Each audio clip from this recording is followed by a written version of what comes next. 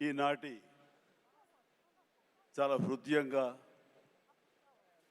ఎంతో కళకళలాడుతూ జరుగుతున్నటువంటి ఈ తెలంగాణ గద్దర్ ఫిలిం అవార్డ్స్ కార్యక్రమానికి మూల విరాట్ అయినటువంటి గౌరవ ముఖ్యమంత్రి శ్రీ రేవంత్ రెడ్డి గారికి, డిప్యూటీ ముఖ్యమంత్రి మిత్రులు పెద్దలు మా భట్టి విక్రమార్క గారికి, అలాగే మరొక మంత్రివర్యులు జూపల్లి గారికి, నా సహచరుడు, నా ఇష్టడు, నా మిత్రుడైన లోగన్ నాయకన్ కమల్ హాసన్ గారికి,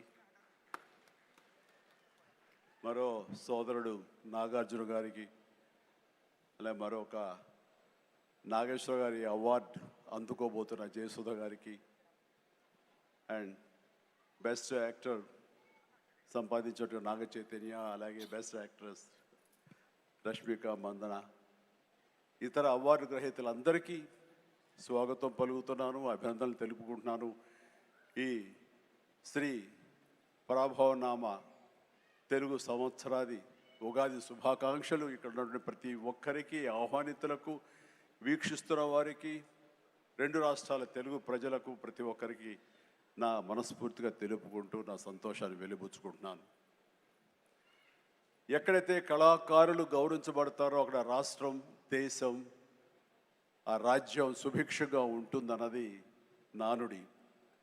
దాన్ని సరిగ్గా అర్థం చేసుకుని ఒక సమయంలో కుంటిబడి ఉన్న, లేకపోతే నెగ్లెక్ట్ కాబడినటువంటి ఇదే ఫిలిం అవార్డ్స్ని ఆ యొక్క నానుడి అర్థం పరమార్థం గ్రహించి గౌరవ ముఖ్యమంత్రి గారు మళ్ళీ పునరుద్ధరించి కళాకారులను గౌరవించుకోవాలి, సినిమా యొక్క ప్రభావం ఎంత ఉంటుంది, దాని ప్రతాపం ఎంత ఉంటుంది, ఎంత ఇంపాక్ట్ ఇస్తుంది అనేది తెలుసుకుని ఎంతమందికి ఉద్యోగ అవకాశాలు ఇస్తాయి, ఎంతమందికి ఉపాధి కల్పిస్తుందనే దాని యొక్క ఆంతర్యం గ్రహించి మళ్ళీ దానికి పునర్జీవనం పోసి ఇదిగో ఈ రోజు ఇంత బాగా సజావుగా సాగడానికి, ఇంత హృదయంగా సాగడానికి, ఇంత అద్భుతంగా సాగడానికి కారణమైన వారికి ప్రత్యేకించిన మనస్ఫూర్తిగా నా ధన్యవాదాలు సభాముఖంగా తెలియజేసుకుంటున్నాను.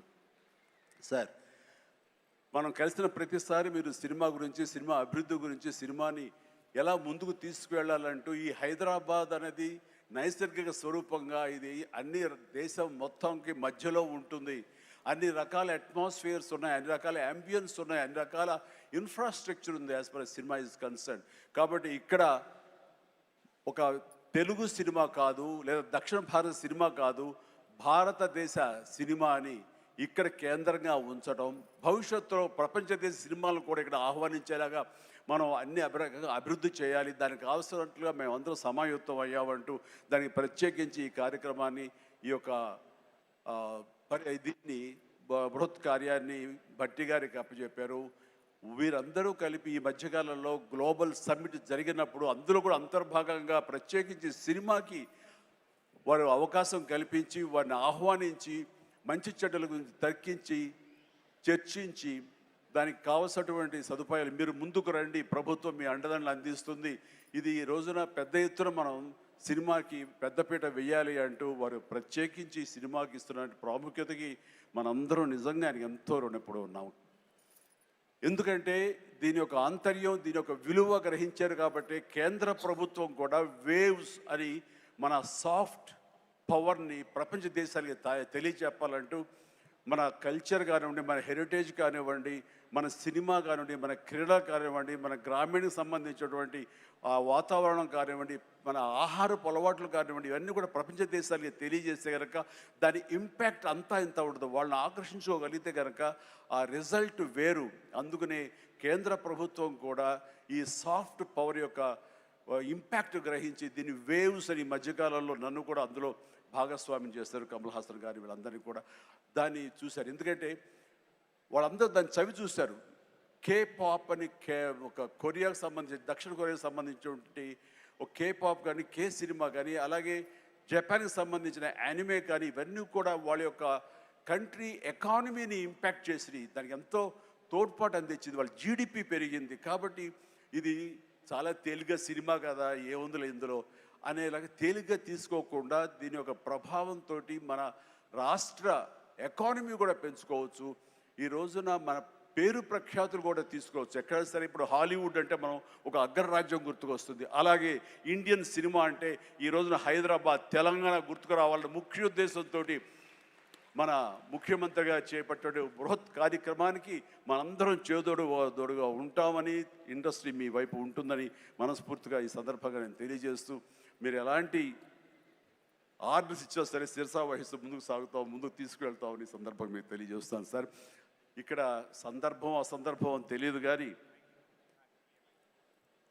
మన పక్క రాష్ట్రం అయినటువంటి మనో తెలుగు రాష్ట్రం ఈ కళాకారుల పట్ల, ఈ సినిమాల పట్ల వాళ్ళని ఉత్సాహపరిచే దాని విధానంలో కొంచెం వెనకంజ వేస్తే ఉందనుకుంటున్నాను. కాబట్టి సినిమా వాళ్ళకి అతి దగ్గరగా ఉన్నటువంటి ముఖ్యమంత్రి గారు నారా చంద్రబాబు నాయుడు గారు, ఆయన కూడా దీన్ని ఇన్స్పిరేషన్గా తీసుకుని మరింత ప్రోత్సహిస్తే కనుక మీరు ఇచ్చే ఉత్సాహంతో ఎంతోమంది యంగ్స్టర్స్ ఈ రోజున మరిన్ని సినిమాలు చేస్తారు. ఆ సినిమా రెవెన్యూ కూడా మనకి కంట్రిబ్యూట్ అవుతుంది మన స్టేట్ ఎకానమీకి. అది కూడా ఒక ఆలోచన పెట్టవలసిందిగా వినమ్రంగా ఈ వేదికని ఇచ్చే వారికి నేను విన్నవించుకుంటున్నాను. అలాగే మన ఈ కార్యక్రమం, ఈ అవార్డులను చూస్తుంటే కనుక ఇది సీనియర్స్కి గౌరవాన్ని ఇచ్చే విధంగాను, అలాగే యంగ్స్టర్స్ని ఉత్సాహపరిచే విధంగాను చాలా చక్కగా ఈ అవార్డు ఎంపిక జరిగింది. దానికి కానీ ప్రత్యేకించి మన జ్యూరీ కమిటీకి కానీ, ఈ అవార్డుల కమిటీ సభ్యులకి ప్రతి ఒక్కరికి నా హృదయపూర్వక అభినందనలు తెలియజేస్తున్నాను. మరొకసారి ప్రతి ఒక్కరికి నా ధన్యవాదాలు తెలియజేసుకుంటూ ఉగాది శుభాకాంక్షలు తెలియజేస్తాను. ధన్యవాదాలు. Thank you so much sir.